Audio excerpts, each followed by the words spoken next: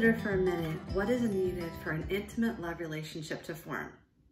So either there is an initial attraction or one that's cultivated over time. Attraction creates a desire for two people to know more of each other. The couple needs time spent together.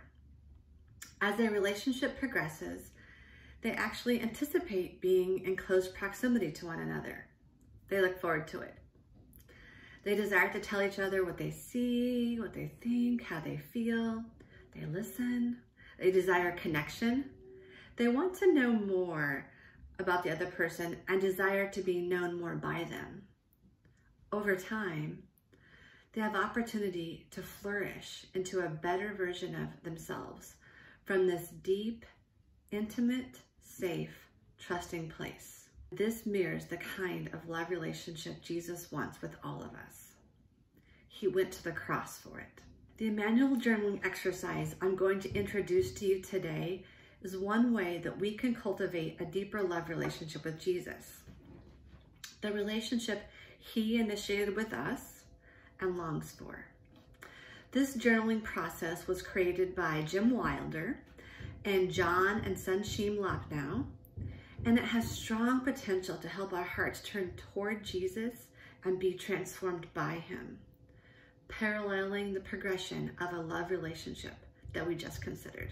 Emmanuel means God with us. So Emmanuel journaling literally means journaling with God. It can help us become more aware of God's presence in our daily lives, how he cares, and how he wants to help. As we experience the happenings in our world today regarding COVID-19, racial injustice, and tensions, we certainly have a felt need for his help, both individually and systemically. Engaging in Emmanuel journaling can strengthen our connection with God's heart and help us cultivate a deeper and more genuine love relationship with Jesus. One where we entrust to him our anxieties, our heartache, our overwhelm. One where we encounter him and where he offers us his peace, healing, love, and so much more. As we enjoy Jesus and feel enjoyed by him, we experience the relational joy that releases dopamine, that gotta have it chemical, into our brains. And this actually causes us to long for more of him. The relational skills we've covered so far in this video series help us remain relational, open to be receivers and givers of love and joy. As I explain this Emmanuel journaling process, you may notice that the skills we have learned so far in the past 4 videos are all incorporated into this exercise. So to start, we have 3 handouts for you to download. One looks like this, and it's titled Emmanuel Journaling, and it has prompts to guide us through a relational interaction with the Lord. There are spaces provided for us to respond to the prompts it gives, and I'm going to flesh out the 3-step process outlined here in this handout. So if you've not yet, you may want to download this so you can look at it as we go through this video. The second handout is the Emmanuel Journaling bookmark, and it's just the Emmanuel Journaling process in a shortened form outlined for you to print off for yourself or to give to others. And the third is the Emmanuel Journaling process explained, like how to introduce it to someone else. So this will make this tool very pass-onable for you. So if you have the Emmanuel Journaling process handout in front of you, again, this one with all the different steps and prompts, you'll notice it contains 3 parts. So step 1 at the top here is engaging in gratitude with God, interactive gratitude. We bring to our awareness something for which we can feel genuine appreciation or gratitude toward God, and we write it down or draw a picture of it. Then we write from God's perspective what he may be saying in our response to his gratitude, like what we think he's saying. Step 2, we spend some time paying attention to 5 different things God may notice or want to communicate to us about our lives. What he may see, hear, understand about how we're feeling or about how big something is for us, for what he may be saying about his gladness to be with us. and then 5, how he wants to help. So there's a set of 5 questions and prompts to help guide us through to consider and write from God's perspective what he thinks he may be saying to us or showing us. A side note here, don't feel like you need to fill up each space. You could even just write a couple words, like a quick text amount of communication. But you may write a few sentences or a paragraph. You may even prefer to draw a picture that comes to mind. A goal here is to not overthink this. Just give it a try. Overthinking actually shuts us down relationally, so it's not all beneficial as we seek to try to connect with and interact with God. If what comes to your mind seems like something a loving father would say, just go with it. So again, back to the topics, the prompts cover.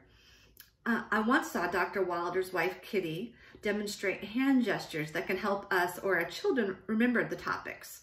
So I can see you, I can hear you, I can feel or understand how big this is for you. I want to be with you and treat your weakness tenderly. And then I desire to help, showing your strength. So see you, hear you, feel you, I want to be with you, I desire to help. So you now have hand gestures and bookmarks to help you remember the Emmanuel journaling process. Over time, repeated engagement in Emmanuel journaling can train us to think with Christ. So 1 Corinthians 2:16 says, has anyone ever known the thoughts of the Lord or given him advice? But we understand what Christ is thinking. Other versions say we have the mind of Christ. This can be such a transformational process as we learn over time to think with Jesus. An example of this would be really good friends or lovers who can finish each other's sentences because they become so familiar with each other. Brain science has found that people's brains synchronize. This can happen between us and God. Ephesians 2:10 says that we are God's workmanship or handiwork. Dr. Jim Wilder explains that the original words Paul uses here literally mean God's poetry. Wilder explains that poetry in scripture does not rhyme sound. It follows Hebrew pattern and rhymes thought. This means that as God's poetry, our thoughts can rhyme with his. We can become so intimate with God that we begin to think with him, finishing each other's sentences. Something else really beautiful about this process outlined in Emmanuel journaling is that it follows the pain processing pathways of the brain. So as explained in the Life Model book, Joyful Journey, the authors wrote that when we're interacting with God about a painful life experiences as we journal, the Emmanuel journaling takes us through the sequence our brain uses to metabolize pain. This provides the simplest path from pain to redemption, as well as nourishment for our souls. And I've witnessed the Emmanuel journaling process lead many through pain to a sense of peace as they're validated by the Lord, as they feel compassion from him, and a sense that he desires to help. So that's all for step 2. And step 3 is we read our interactive journaling process aloud to someone else with whom we feel safe enough to take a risk. This helps us build community and joy with each other. It testifies that we can experience real-time relationship with the living Christ, and it can be an indirect invitation for others to do so as well. Reading aloud also helps to integrate our interaction with the Lord into the whole of our brain structure. The outline process can be done in 5 to 10 minutes if you engage in a more texting format. It could take 30 to 45 minutes or longer if you're journaling. Just depends on how much you're writing or drawing. You could record Emmanuel journaling even on your phone during a lunch break walk. You could speak it into your phone. Communicating with God helps us to return to joy and peace in the midst of life's circumstances, and we can do it anywhere. Emmanuel journaling and the other relational discipleship skills we covered during our video series help cultivate lives where we can experience a beautiful love story with Jesus. These skills set us up for healthy, resilient living. They are not the only skills we need as humans or disciples for sure, but they are ones that many of our cultures, families, and faith communities have lost. We and every generation to come after us need these pass-onable relational discipleship skills. Without them, we will not grow into the fullness of God's created and redeemed purposes for our lives. As disciples and disciple makers, we need these relational brain skills to be embedded in our lives and our ministries if we are going to raise up fruitful laborers who can endure for a lifetime. It's been a joy to be with you during this video series. I hope this content blesses you and so many more.